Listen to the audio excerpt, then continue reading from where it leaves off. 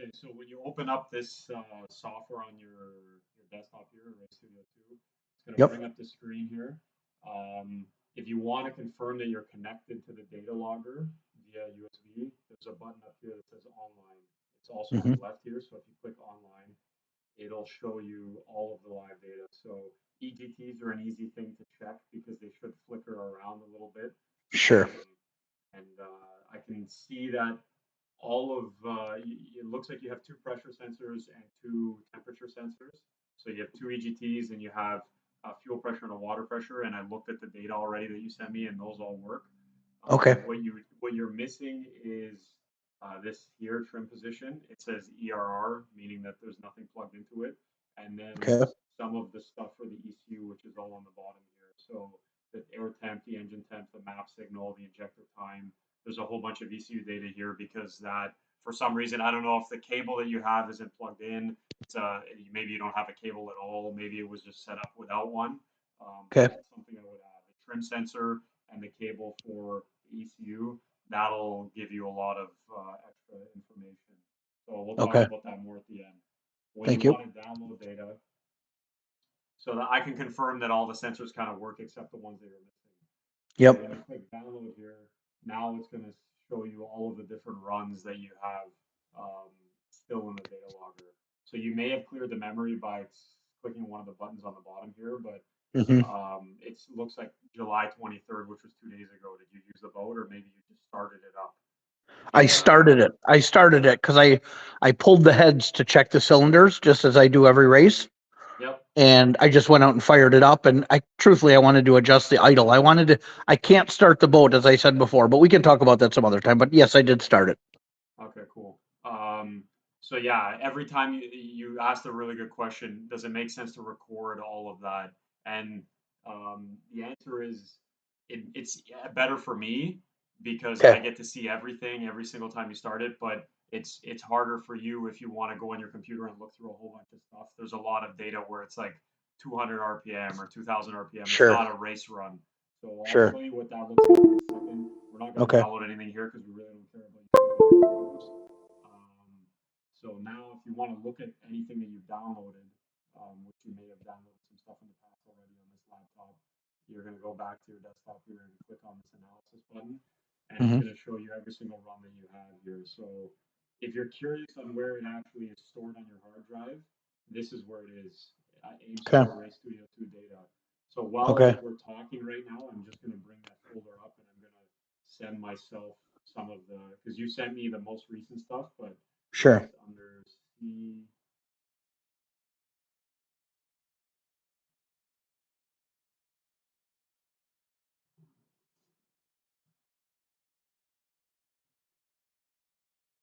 Go here.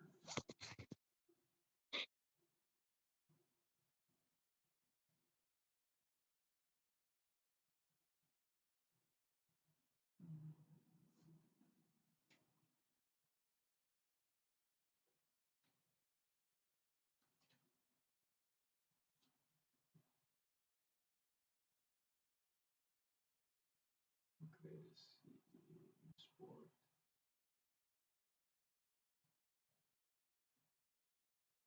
So this is where all of your data is stored here.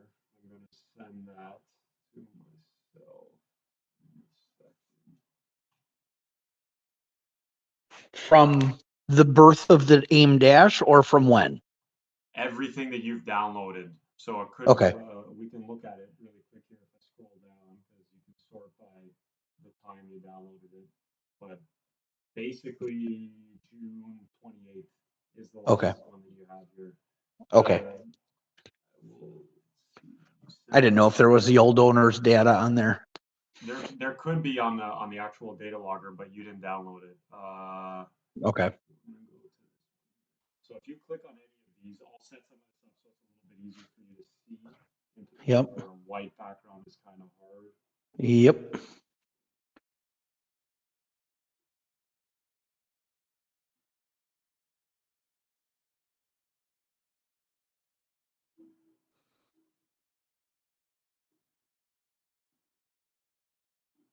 So now it's a lot easier to see. So you can kind of see every single time you start the motor, it does this.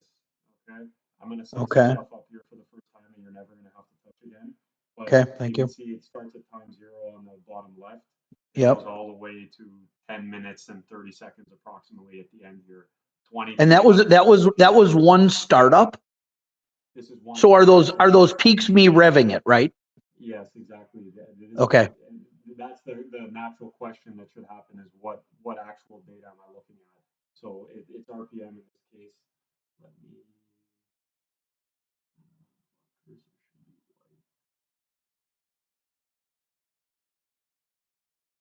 Okay. So now if you click anywhere here, you can see, okay, that was 9,400 RPM at the point where I just clicked. Yep. So I'm gonna bring up.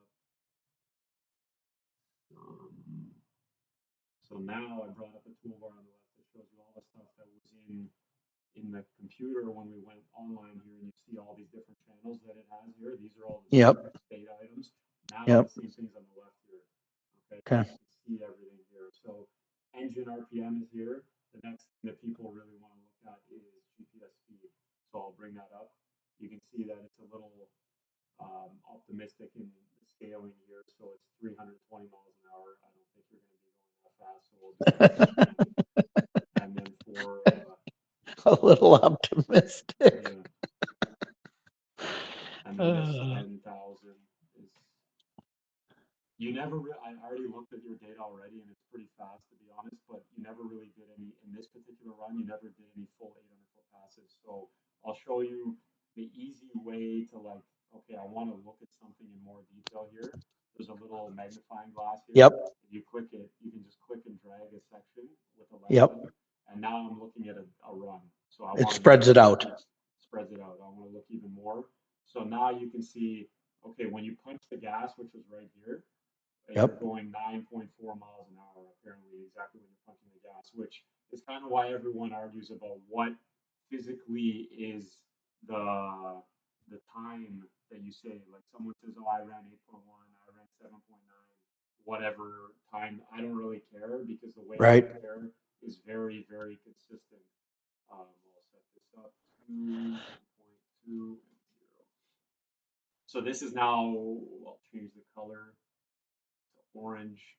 The orange trace here is showing the G-force that the data logger is seeing based on GPS. So the peak here is 0.95 Gs in the forward direction. So when you floor the gas, it took a couple of about half of a second and you get to the peak G-force, which actually is about 21 miles an hour. That's just as the boat is coming on plane, launching out of the water. But here is really where you floor the gas, where the G-force starts to go up. It actually happens before the RPM goes up because the motor hesitates slightly. This is a lot of detail that you probably don't care about, but no, it's amazing. Yeah.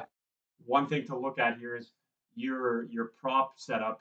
When you floor the gas on an Allison, it cavitates quite a bit when you don't have a skid plane or a drag plate, or it's not big enough.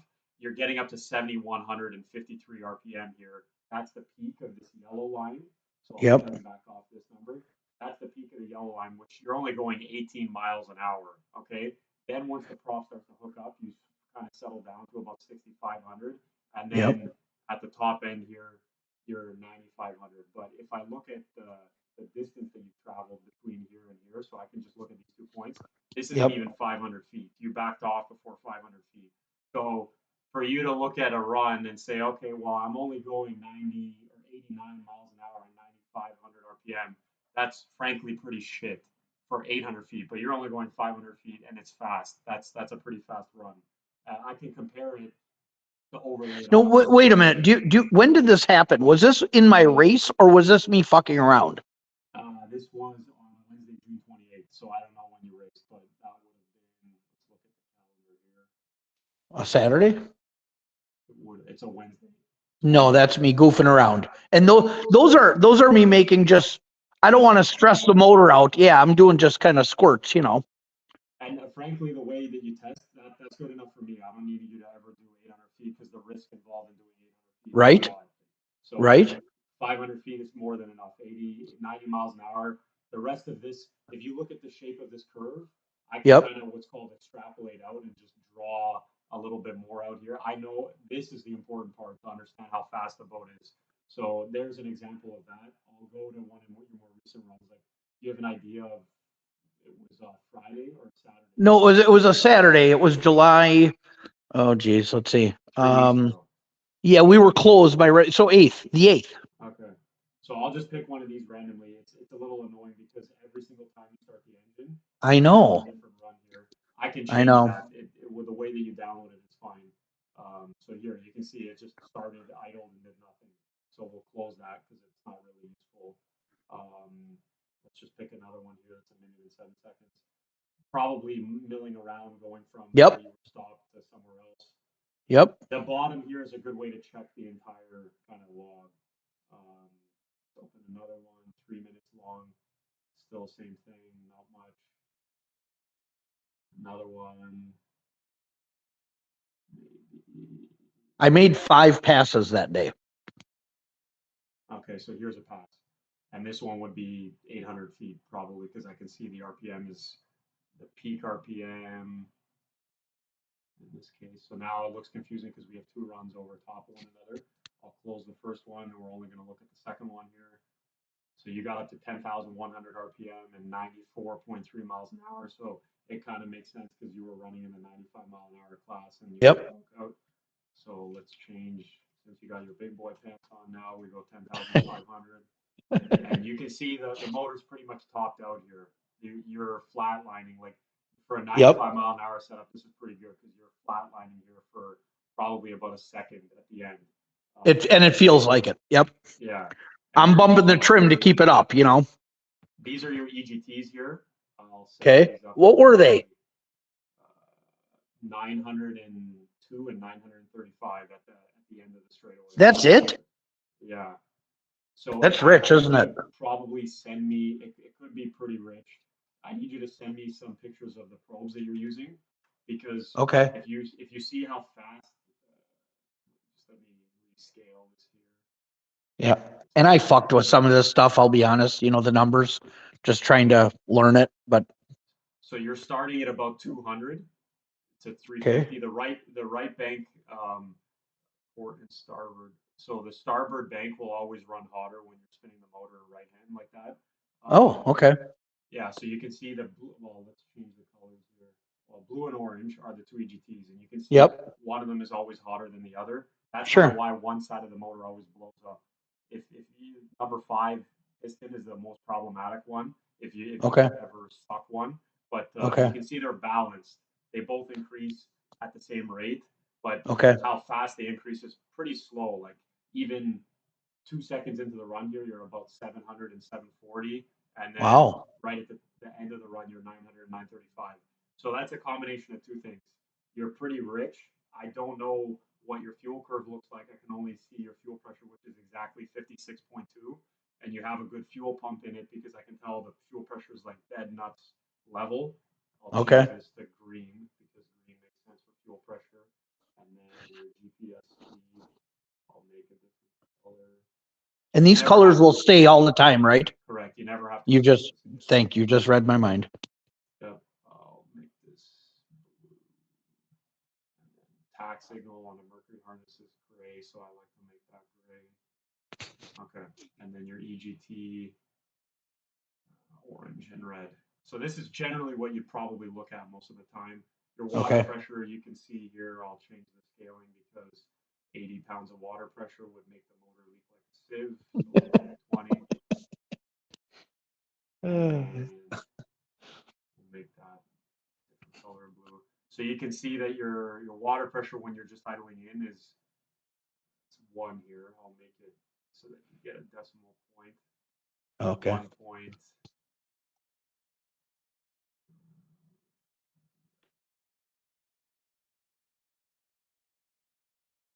Yeah, I'm gonna have to change that in the actual data logger. So it's That's 1 fine. pound here, and it's 11 pounds at wide open at full speed. So that's pretty normal.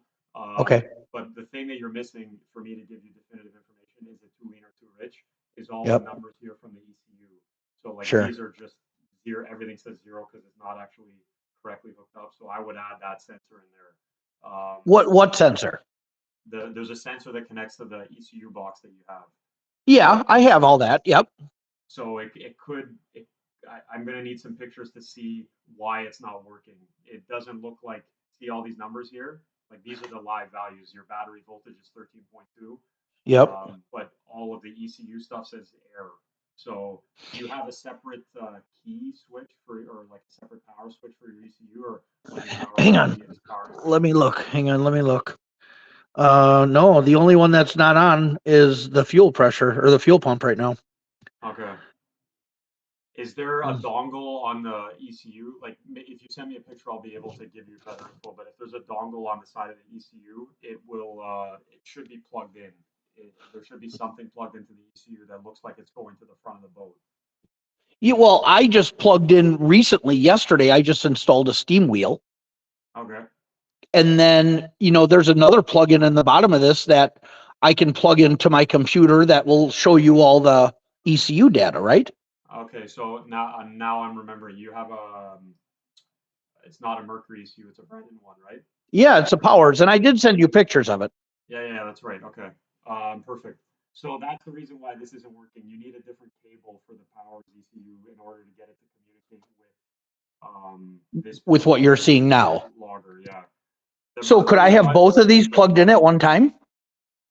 when you say both, you mean a Mercury and Well, I mean the one from the data logger that we're looking at now, right? and the steam wheel. And the Powers box. Can't I have both of those plugged in so those would show you values?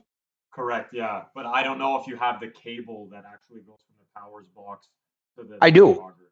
You Oh, I do? bought that. Yeah, it's 200 and some bucks. Okay. All right. Yeah, in that case, it's not connected right now. It's not either not connected properly or it's Correct. not No, it's not corrected at all. I just Okay. plugged in the Evo 4 thing to my laptop. Okay. I didn't know I was supposed to plug in the Powers box to the laptop as well. Perfect. Okay. So if you do that, it should start working. Let me check the configuration on the logger. But hopefully that gives you like a 10-minute crash course Oh on how this God. kind of works. Yeah. And I'll give you a quick number here for this particular pass, like what your speed was. I'll just turn some stuff off so it's easier to see. Yeah, right.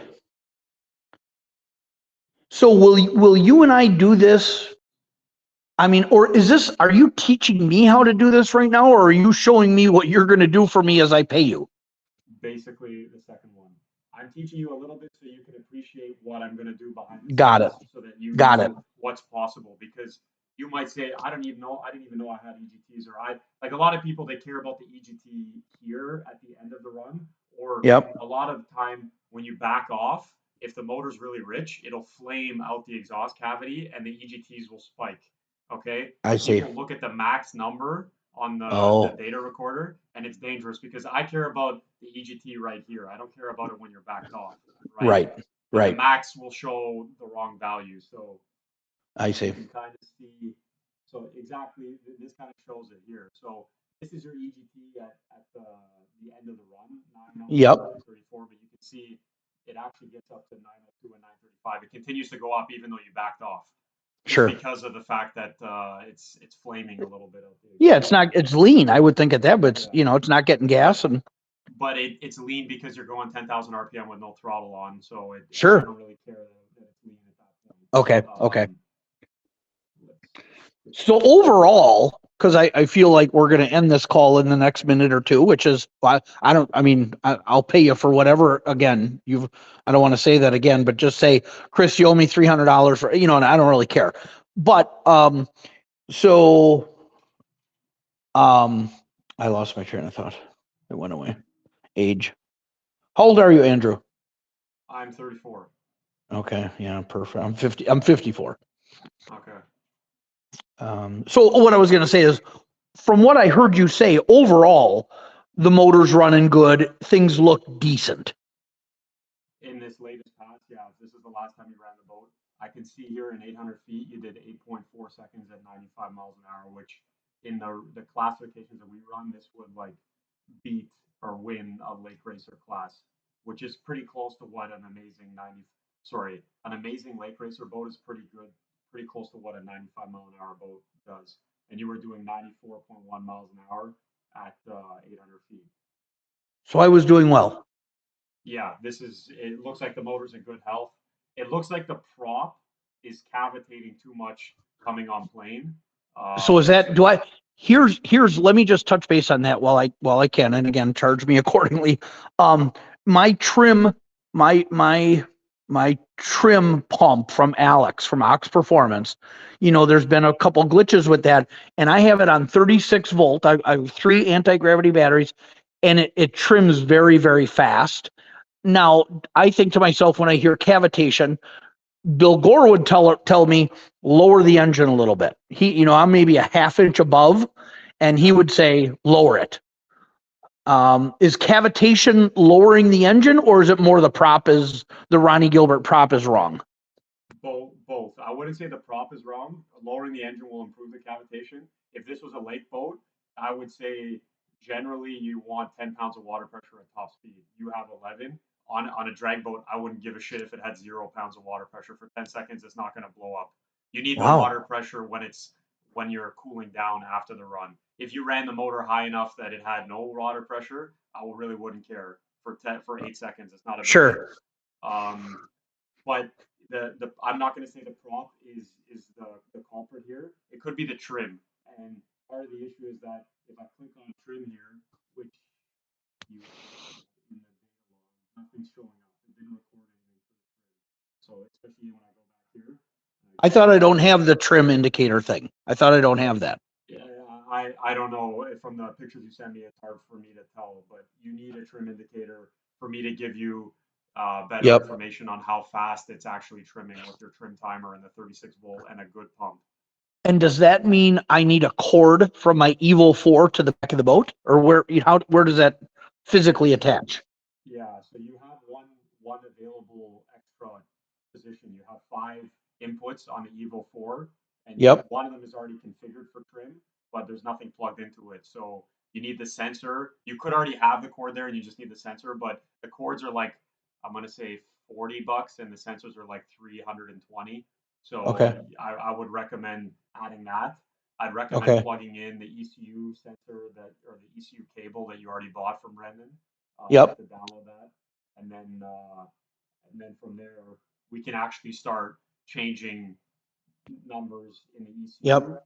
to optimize for because it is too rich. You're going to pick up 15 horsepower just leaning it out. I can tell you that already. And you're gonna pick up some speed because right now it's slipping the clutch really hard coming out of the gate. And Are you looking at the little pointer thing? Is that where I'm looking? Right here. Okay. Okay. Right now. Yep. This one is better. It wasn't as bad as what you had in. Sorry, right here it's getting up to about 6,500.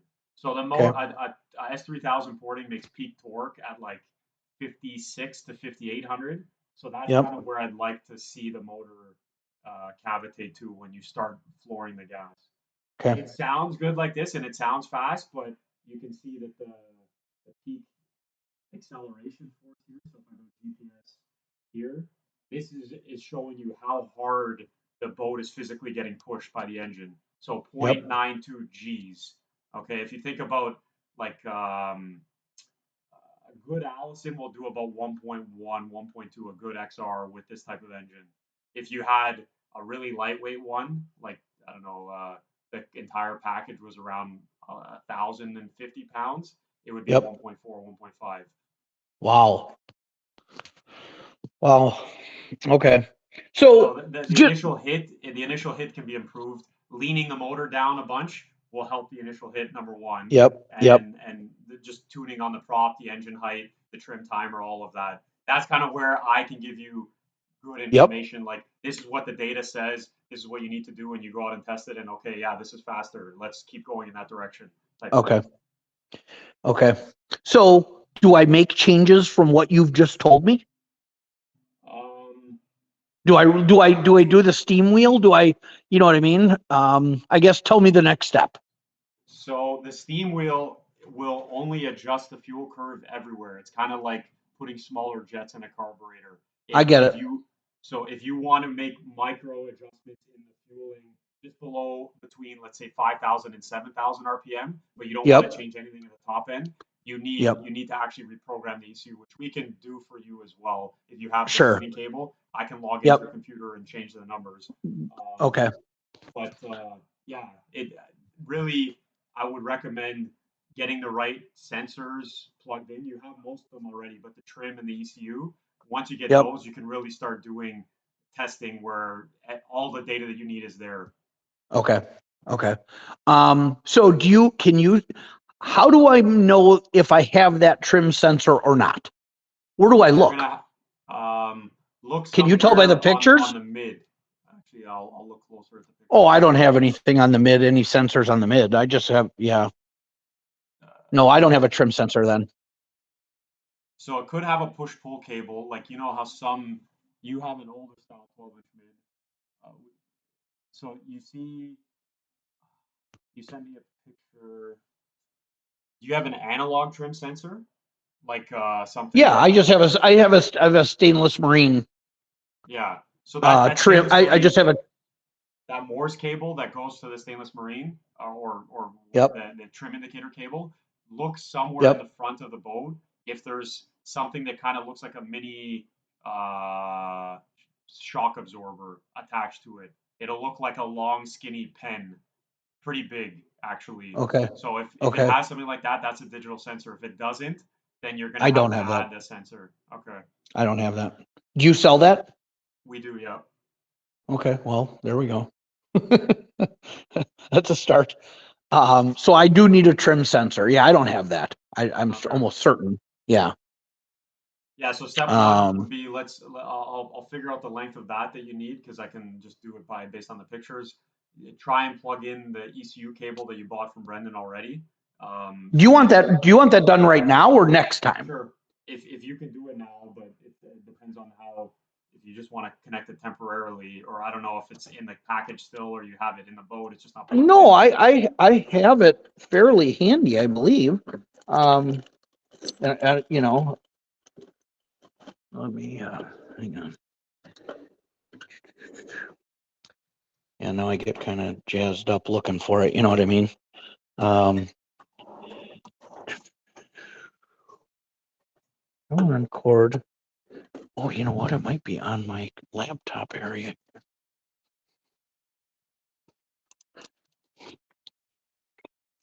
Hmm.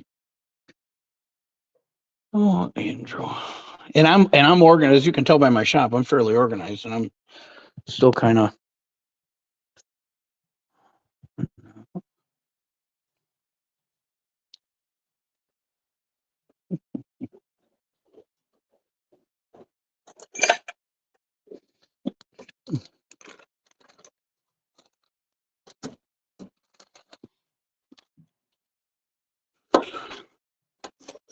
Well,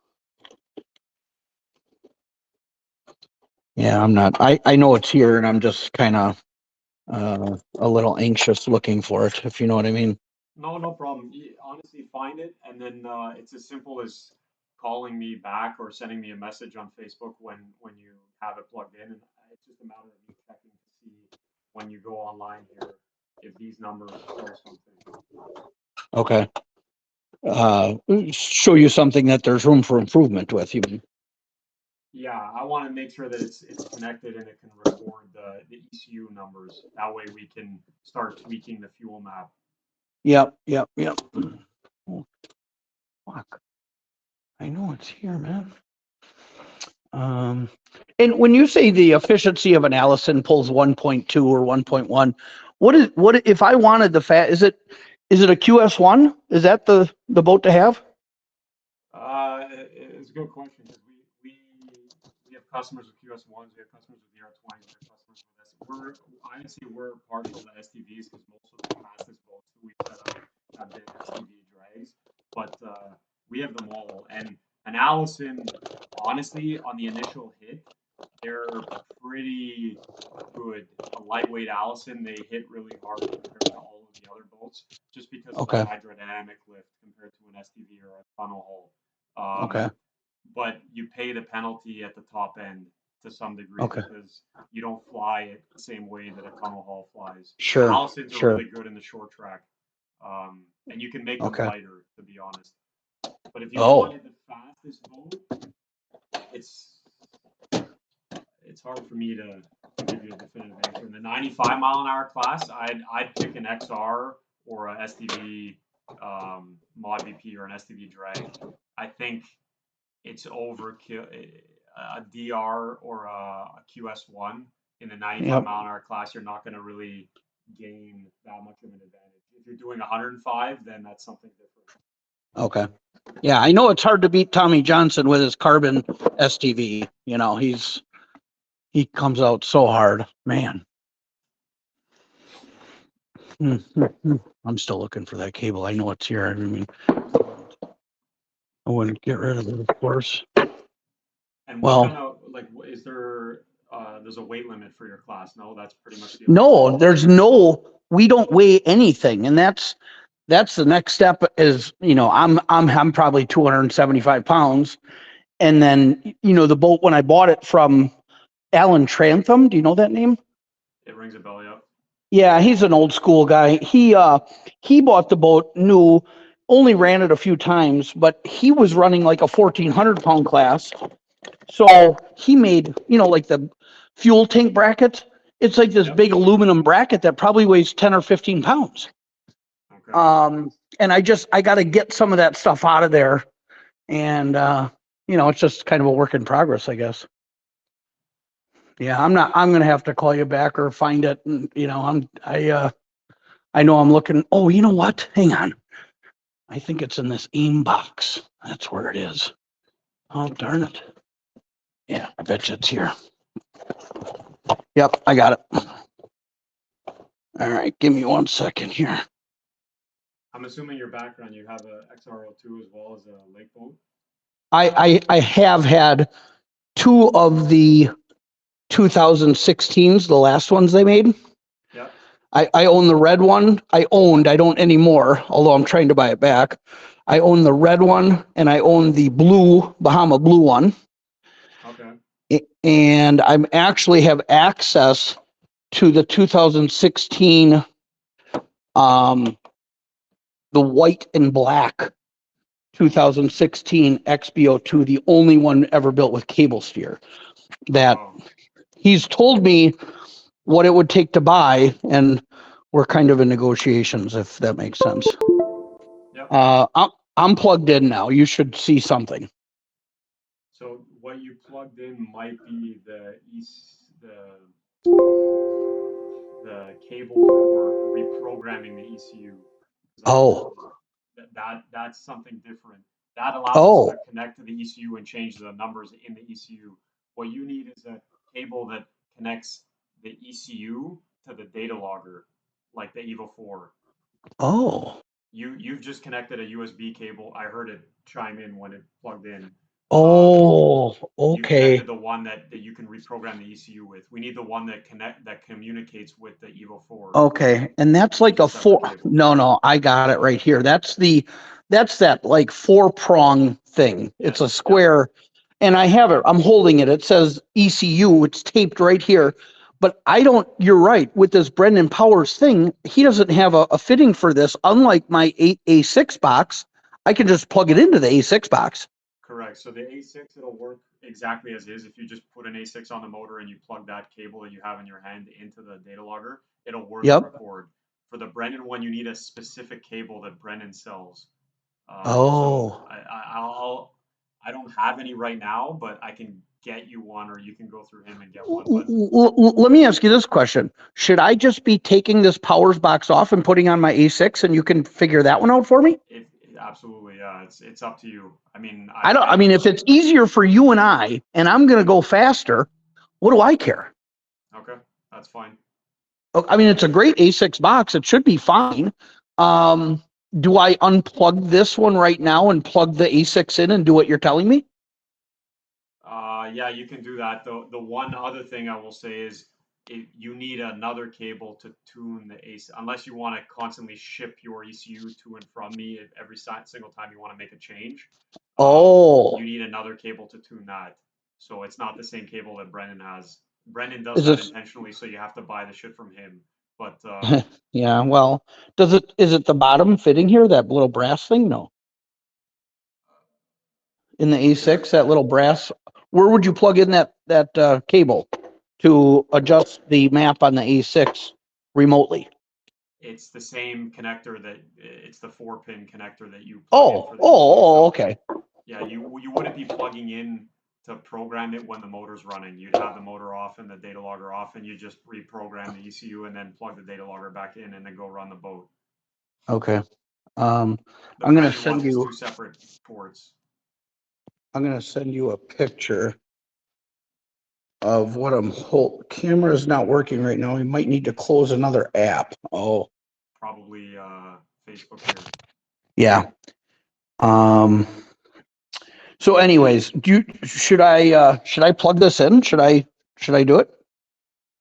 Sure, go ahead. Yeah. Okay.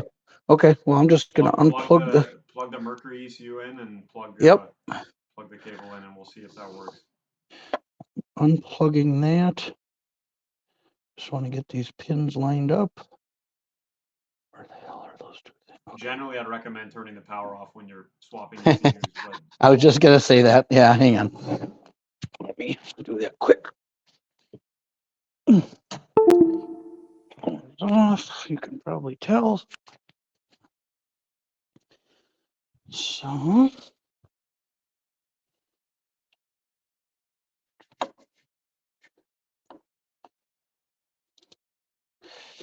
So that's plugged in. And then.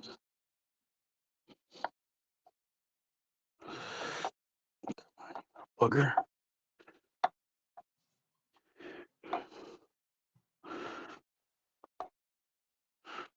I'm trying to get these two on that A6. Come on, Chris. Got it. Got it.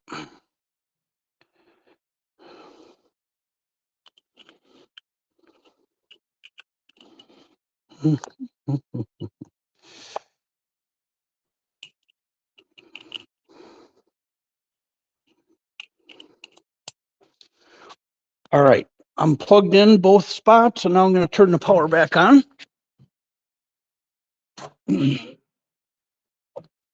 Should be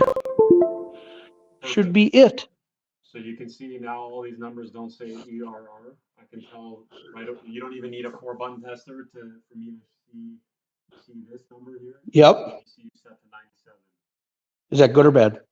100 is default. If the drag rate's 97, is still pretty rich for an A6. I would run an A6 like a 94. Do you want to change it? Go ahead. You need a screwdriver on the side of the ECU to do it. I can. Little adjustment. Okay.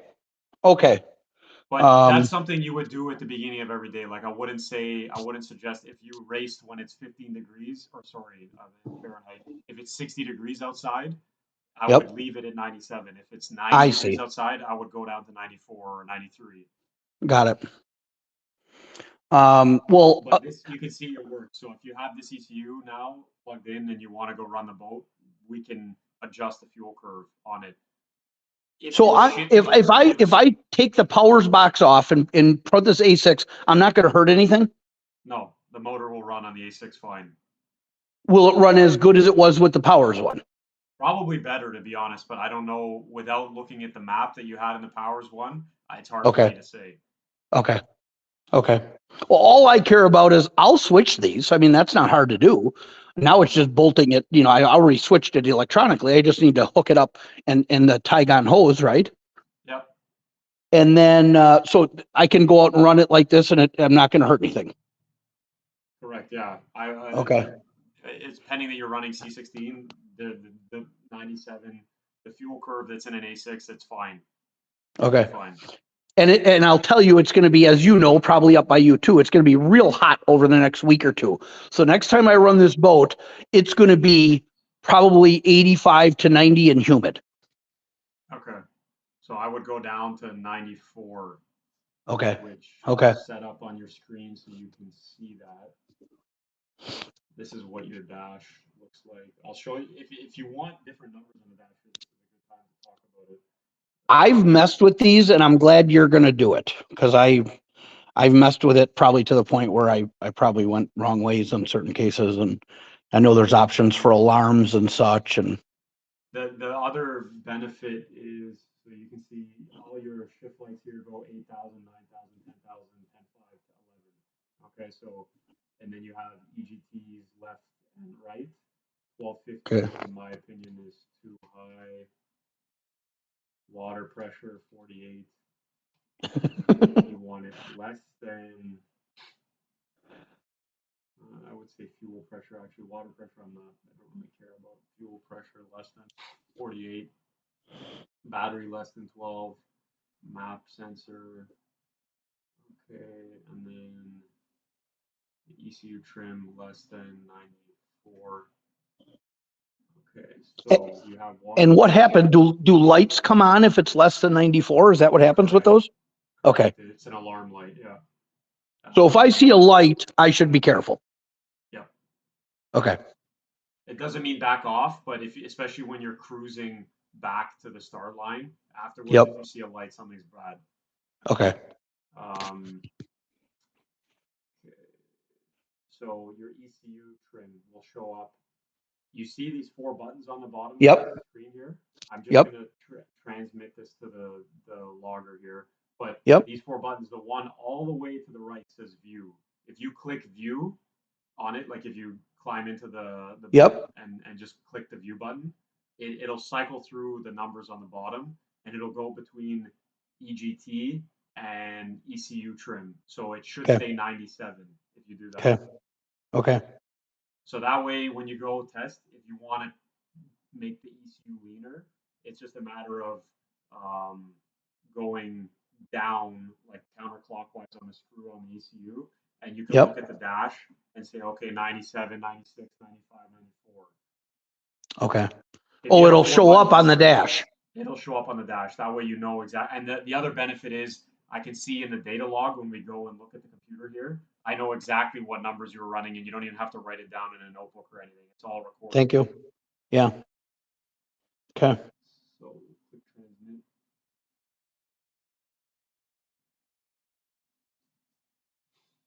So the steam wheel I just bought is in-op, right? The steam wheel doesn't work with the Mercury. Okay. I don't You don't mind. like it anyways. I don't mind making any of them work. The problem is you're gonna need a different cable to get the Brendan ECU to work with the AIM data logger, and Yep. even with the Mercury ECU, you're still gonna need a different cable if you want to change it from the A6 map to something else. If you send me the ECU, I can put the best drag map that we have in it for you. Okay. But obviously, then you have to ship it to me, and it's gonna be gone for a week. Yep. Yep. If Yep. you have a spare ECU, a spare Mercury one, you could do that too if you want. I see. So you can, that's the benefit of Brendan Powers is you can change the map right now, and on the Mercury one you can't. No, the Mercury one I can. You just don't have the cable. You have the cable for the Brendan Power one, but you don't have the I see. cable to connect it to the Evo 4. For the Mercury one, you have the cable for the Evo 4, but you don't have the cable to program it. If that makes any sense. If you It want, does, kind of. Yep. if you want, I can send you. I need to make it, so it might take me about a couple days. But I can send you a cable to program the Mercury ECUs if you want. Sure. Yeah. Yeah, you bet. I mean, it sounds to me like you prefer the Mercury, and you even think it might work better. Yes, that I agree with. Doesn't look So as nice, then, but it works better. well, they don't see it once the cowl's on, Well, and there you go. That's the answer I wanted to hear. right. Right. Okay. So Powers ECU is coming off, A61 is going on, and you're gonna make me a cable that you can change the map on the A6 box for me. Correct. Okay. But the screw to go from 97 to change the curve is in the front here or in the side? It's on the back of the ECU. There's a little rubber cap on it. Oh, I see it. Okay. So if you pop that rubber cap off it and you get a really small flathead screwdriver, you can Yep. screw it left and right. Try it now, because the first time you do it, it's pretty sensitive. So it's Yeah. good to try it. Yeah. I'm getting a little screwdriver to pop it off.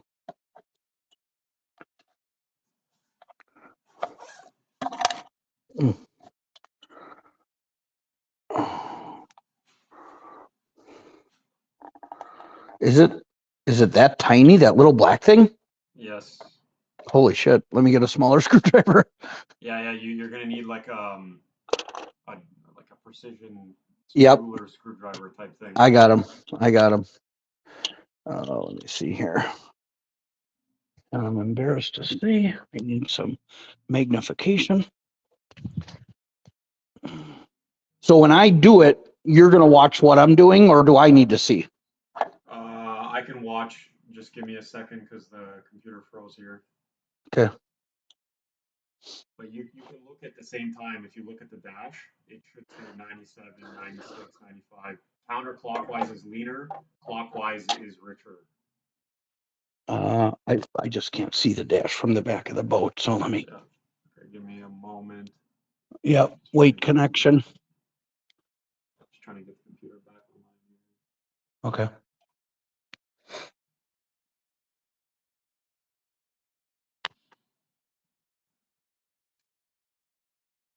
But I think this will work really well. You're tech savvy enough. I know you're a mechanical guy, but you know when to screw around with something and when not to, and you have a laptop that works, and you're able to quickly diagnose stuff. So working together is definitely going to be something that'll be good. Okay.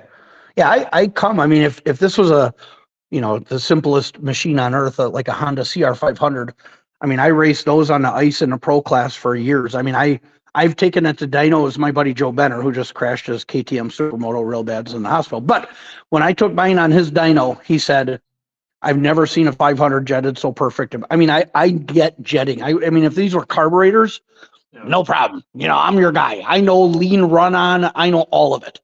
But I am just starting to learn this over the last year or two, and it's all old dog, new tricks. I hear you. My father had for a number of years, we probably went through 10 different sets of expansion chambers that we made for it, an RG500 Gamma. Oh, sure. Yeah. We back in the day, that's kind of how we started making two-stroke expansion chambers before Wow. Mercury even had the V6. So a lot of Wow. TZ500s, TZ750 stuff. This was Yeah, before my time, but I mean, carburation back then obviously was a lot different than what we're doing now with ECUs. Of course. I've got a RZ350 on my table right now. Air cooled or liquid? The RZ is liquid, yeah, 85. Okay, yeah, cool. Those are Yeah, and I've had those are my baby. It's either a CR500, which I don't have right now, or an RZ350, or then I had the 79 Daytona specials. I love those old Yamahas. Okay, are you able to unplug the USB cable from the AIM system to the Computer? Yeah. Ready? It's unplugged. Perfect. Okay, plug it back in now. It's back in. Perfect.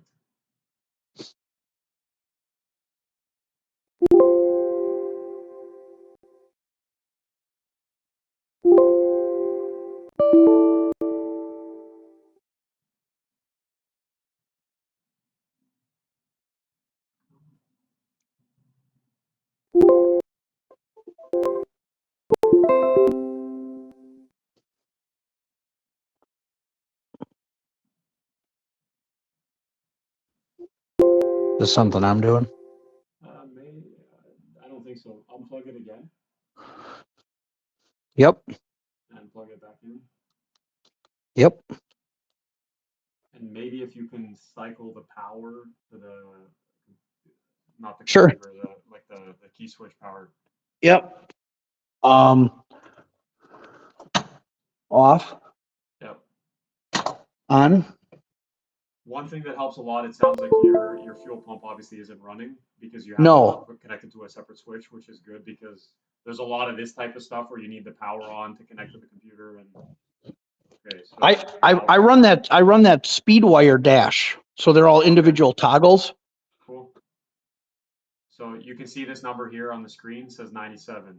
So Yep. try adjusting the screw, go left and right, and you'll see this number hopefully change if you're turning the right screw. Hang on. It's dark in there. You know what, Andrew? I need a light. Hang on. No Just to worries. line up the flat part of the screw with the flat part of my It's screwdriver. tricky, especially the first time you do it. It's really tricky. So I don't blame you for needing a light. I got it here. So am I going to go clockwise? Clockwise is richer, counterclockwise is leaner. Just go, yeah, okay, so 102. So you can see I would start at 100 and then you can lean it down from there if you want. Like the first time you go out, start at 100. It's probably going to feel pretty lazy. If you want to just immediately go fast, start at 97. Oh, I want to immediately go fast. 97 then. Hang on, let me just, what's that? Did it change? Yes, 97. It's at 97 now. Okay. So if I want to change this, I got to get to the back of the ECU like that? Yes, that's correct. You do. So if I'm on the water and I want to change it, that's pretty tough, isn't it? Yes. So you generally don't want to. I mean, you'll only change it before you go out at the beginning of the session. Okay. I doubt you're gonna wanna. Because I know the temperature and I know the humidity and I make an educated guess off of that, right? Correct. The UMPA rules, you can use a steam wheel, and if you had a Bricado or a Brennan ECU, you can change it on the fly. So if you really need all that extra 5-10 horsepower that you need to beat the best guy, you can lean the motor down, and then all the shitty people you're racing against, you can richen it up if you'd like. Okay. But there's no steam wheel equivalent for a Mercury ECU. So yeah, that's a drawback to the Mercury. We do some weird stuff with the aim system controlling some temperature sensors, like the air temp sensor, and it can lean it or richen it up if you want. But honestly, it's not a big deal. You set the number before you go out, and that's basically it. And I'm just basing it off of what you just told me and my years of experience. So if I go out to the next race and I know I have it set at 97, because I'm going to leave it there right now. Yeah. First of all, is that where my powers box was? Was it 97? I don't know because it was. Oh yeah, there was yeah, you're right. connected. You're right. I'm sorry. It probably was pretty close to that though. I'm seeing a lot of those ECUs, they're between 97 and 103. Well, I know his was set. It was set at 0, so I don't know what that is. Is that 100? Yeah. So he normalizes everything to 0 means 100, and -5 means 95, and +5 means 105. Wow. So I was rich, obviously, as we know by the AGTs at the end of the run. Yeah. So I'm 97, so I'm leaner. And from here, Andrew, this is gonna be safe. I'm not gonna hurt anything. And then if it's cooler, like let's say I go in 3 weeks and it's 65 degrees and no humidity, I could maybe richen it up a tick. Correct. Or just watch the EGTs.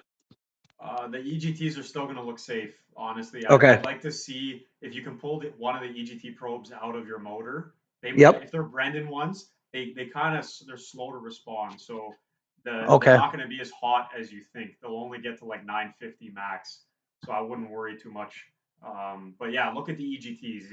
If they're going to 1,000 and before they were 950, then maybe you should richen up. You definitely should richen up the ECU. Okay. All right. I'll Well, give that you an is, example. learning these EGT things, that is one benefit to just going back to the powers one is I have the steam wheel mounted. I can do it all and then almost feel it with the powers one, feel it with the power steam wheel if I want to make adjustments, and then maybe go back to the Mercury one. You tell me, I guess, what's best. I mean, I can make the Mercury ECU copy exactly the powers map if you want, Okay. and vice versa. I can make the powers map be exactly like an A6. Okay. All right. Okay. To give you another example, I know they don't motocross race CR500s, but are they TMX 40 carbs or 38s? Well, the CR500 comes stock with a PJ38. The classic upgrade was a PWK 39.5 that came on the Kawasaki 500, which had its own, people liked it because it had its own idle circuit. Okay. And it didn't use the choke for the idle. You know, the choke and the idle was one circuit on the PJ38. But Okay. anyways, what were you going to say? So what would be a typical jet size you'd run on that? Like 380, 410? Sure. Yeah. Just say 370. Okay, so say if you're motocross racing, most of the Yep. race you'd probably want 370, but if you could make a 330 jet work for the first hole shot, you do that. It's just not the Yep. rest of the race. You wouldn't want that. That's exactly what I'm saying with the steam wheel. For that one little burst, you never adjust it when you're actually running, but for that Okay. one event that you need every last bit of horsepower and you're willing to wreck the motor if you need to just to win, then Yep. that's where it helps. A lot of the Okay. racing series that we have customers in, it's illegal to run a steam wheel. You have to disconnect them from the ECU before you go out Yep. because Yep. it gives you an advantage in that perspective. Okay. But that Okay. hopefully that makes more sense. If you're going to run 380s all the time, but for that one hole shot you want a 330, then that's what you're Sure. doing. I see. I see. So for now, probably I'm, you know what, I'm going to ask your advice. You tell, I'm good with either one. Um, I don't need the steam wheel. If you don't think it's necessary, I won't, I will just, I got one hole in this, in the side of the boat where nobody will ever see it, of course. So I can just disconnect it and whatever and run the Mercury one. Um, or weren't you making me a cable though, that I could run the steam wheel, or no, that wasn't, no, that was for the changing in the map. Okay. Correct. Yes. You can't run a Okay. steam wheel on the Mercury. Unfortunately, you always have to bust out the screwdriver. So you have to And stop the boat and take the engine cowl off. but you say that's how the fastest of the fast racers. If you were running Oompa, would you run the powers with the steam wheel and be able to adjust it on the fly if needed, or would you just run the Mercury one? Personally, me, I'd run the Mercury one because we don't really deal a lot with the powers ECU. The Mercury's Okay. a better ECU. But if And just, event yeah, and I hear that too. I do hear that the powers one, Chip Ellis said, "Oh, I hope it works good for you." Oh, how's that powers working? I never have a problem with them. I don't know why, but I just don't. I've had a couple of them and they always work good. But if the Mercury one can work a little better, then we just made our decision and we'll make it work with the Mercury one. I'll switch it. cool, okay, sounds good. Okay. Um, so talk to me about, how I pay you, when we'll talk next, and the changes I should be making. I've got a pencil in my hand.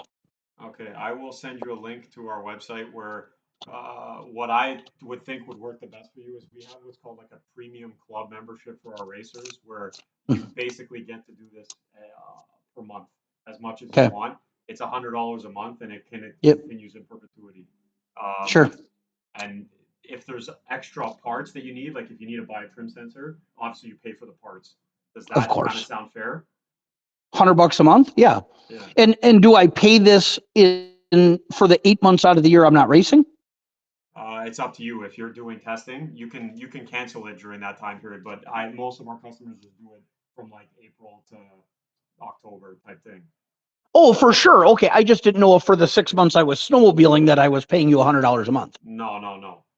Okay. No. I would definitely be okay with $100 a month for sure. Okay, I'll Yeah. send you that link right now. And if I need that trim sensor to make me go faster, send me that too. Okay, I'll send you a link on like I'm okay with doing PayPal, but just from a tracking perspective, like I'll send you links to our website that says here's an invoice for the sensors you wanted with the shipping, and then this Yep. way at least I have your shipping address info and all Yep. that, Yep. and Yep. it just makes it easier on our end. Mm-hmm. For Merc ECU. I just wrote by trim sensor and by cable for Merc ECU map changing. And those are the two things that I'm going to Yep. get for you. Yep. The trim sensor, you're going to have to figure out a way to install it. I'll show you some pictures of the way we install it on the stainless marine bracket, but on a Uh-huh. 12-inch mid, the stainless marine bracket isn't really a thing. It's kind of a Right. pull cable. So you might need to send me a picture closer up of your bracket and what you have for your 12-inch mid. Okay. and I'll show you where to mount the sensor if that makes sense. But you're You, going to need a cable in the sensor, so we have those. okay. And roughly how much are they? I want to say the cable's 40 and the sensor's 340. Okay. And should I be just as, when I asked Brendan, he said, if you don't have rules, and you're not weighing the boat, the 3 horsepower not being able to run the drag tuner cost you probably will save in weight over the newer style 12-inch mid or a 15-inch mid for that matter.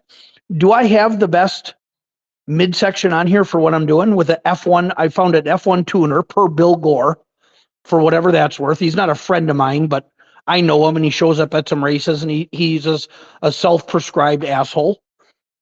He would tell you that. He said, people say I'm an asshole. And well, I see why. But anyways, he F1 tuner, and I found an F1 tuner. That's what's in there. Brendan said it'll get you 3 more horsepower running the oval drag tuner with that current 12-inch mid that you have. Your opinion? Great question. Our personal drag boat, like my actual pleasure boat, it's a drag boat, and we use it for top speed runs as well. It's an STV with the exact same mid, and Okay. we run probably. If you send me a picture of the tuner you bought from Bill Gore, it's probably the same tuner that we run.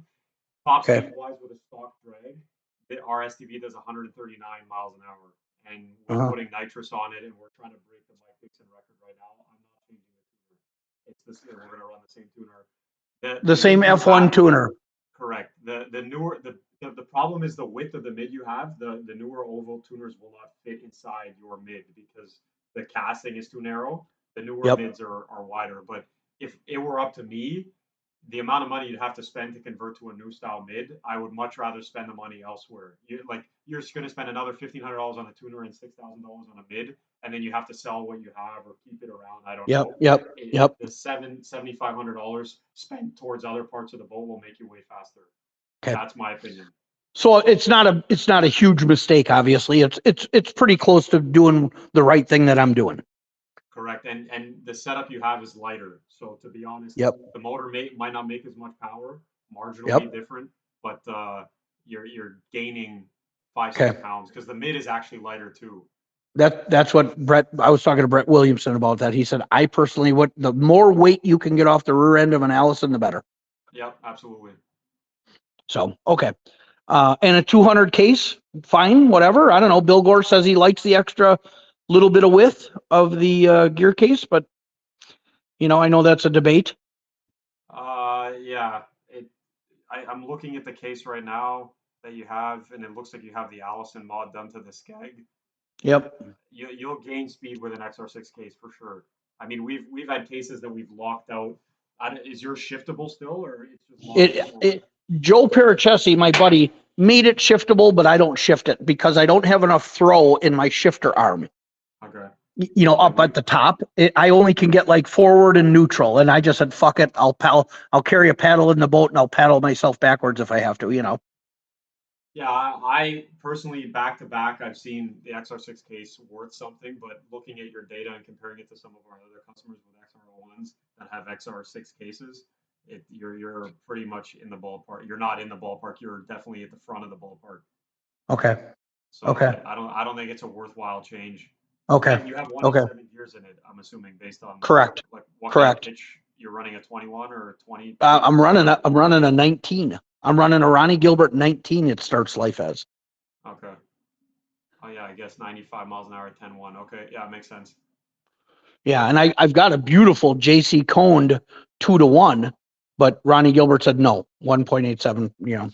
What are you running in the 105 class? What prop?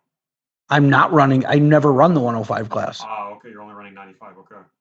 I didn't know if again, Rittenhouse after the when we were getting our awards or whatever, he's like, you could have kept your boat in the water, added some fuel, and probably run the 101, won the 105 class, Chris. Yeah, it's fast. I mean, you wouldn't have been going 105, but it's definitely fast. It's a fast boat. Is it really? Like that makes me feel good because I threw this together myself with some help from people that I thought were, knowledgeable. But I mean, I've been bolting this thing together all fucking winter myself with a little help on the wiring. But to say that gives me a little goosebumps when I hear you say that. Yeah, no worries. I'm not lying. It's true. So Okay. Okay. But is there room for improvement?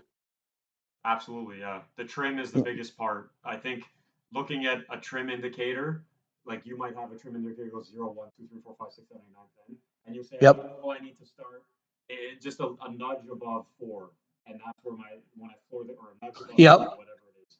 Yep. That when you put a digital sensor on it, you're going to be able to say, I start at the number 23% or 41%, or Wow. but 43 is too much, but 39 is too little. 41 is perfect, where you can't Okay. tell that level Okay. Okay. of resolution on the setup you have now. No. And It makes a truthfully, big difference. I'm bottoming out I'm starting all the way tucked. Okay. Is that, wouldn't you or not? Is that not always the best? Depends on how light the boat is. If the boat launches out, I'd like to see a video of the boat actually running too.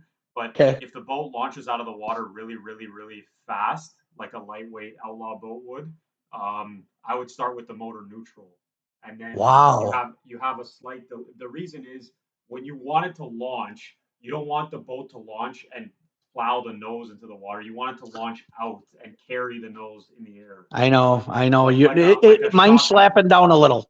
Yeah. So it boils down to in a 105-mile-an-hour class with more compression and a lighter weight boat. When you floor the gas on an Allison, it's just flying from the beginning. It leaps out of the water and it flies. Where Yep. the setup that you have, it's going to touch down a little bit just because it's not a crazy lightweight setup, and the motor you could still add compression to the motor. Okay. Okay. All right. Interesting. So maybe tucked isn't all the way. I mean, tucked all the way might not be the best setup. If you go on Facebook at where I don't know. I think it's under my post. My wife might have shared, hey, my husband won or something. Rittenhouse shared a video of him and I running where you can Okay. see a run of mine, but I can try and share that, but it's there. Or maybe I can tag you on it or something, or maybe not. I don't know. Is you me being a customer of yours, that's not secretive or anything, is it? I mean, No, no. I mean, I'll show as much discretion as you want. I never share any of your engine setup information or your boat or prop information with any of our other customers. okay. Um, Okay. but yeah, Because if it obviously helps a us couple of as them a are my competitors, competition. absolutely. But if it helps us like as a shop, if you win and you say, oh, thank you to these people Of for course. helping us along the way, it always helps. I don't Of mind course. that And as tell me well. your shop name again. It's Speedmaster Marine. Okay. Did you have a green QS1? It was black and green, yeah.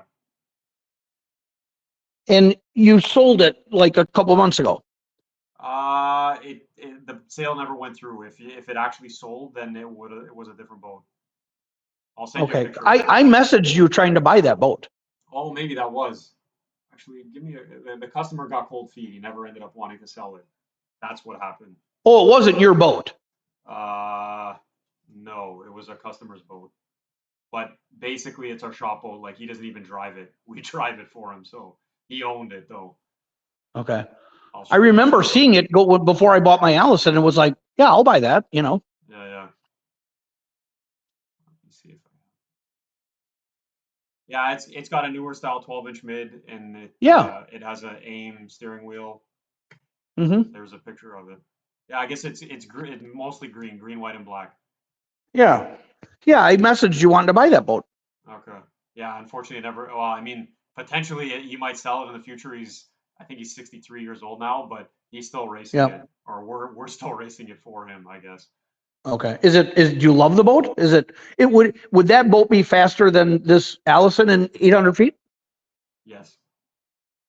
Because it's By sheer lighter. virtue, it's lighter. Yeah. There's only My two or three hull, Allisons that we've done that are lightweight to the point where I would say that they're close. like the carbon ones. Yeah, I'll send you. Even that Jordan Fuel guy's got that carbon one. He wants to sell everything. And I messaged him too. I'm like, tell me a price. I was going to buy it after I won like a week ago. I messaged him and said, tell me a price. I'll buy it. And he didn't get back to me. I don't want to sell everything. 7 power heads, blah, blah, blah. I'm like, okay, tell me a price. So, But yeah, keep me in mind if that QS1, I mean, I messaged, if you look back in your notes, I said to you, tell me a price. Or no, and then I said, I think you said a price like 60,000 or 70, or I forget what it was. And then I don't know what I feel like we just lost communication, but God, that couldn't have been with you because you seem like as dialed in as they come as far as communication. And It might have been, I might have contacted you through our Speedmaster actual like Facebook page, the messenger on maybe. that. Like now you're messaging me personally.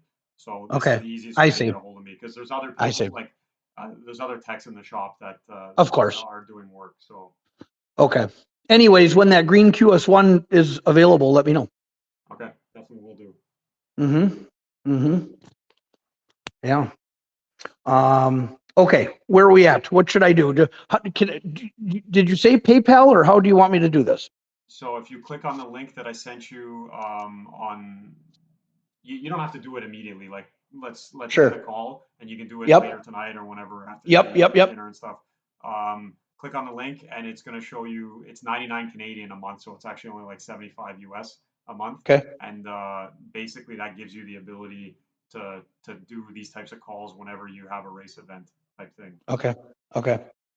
Okay.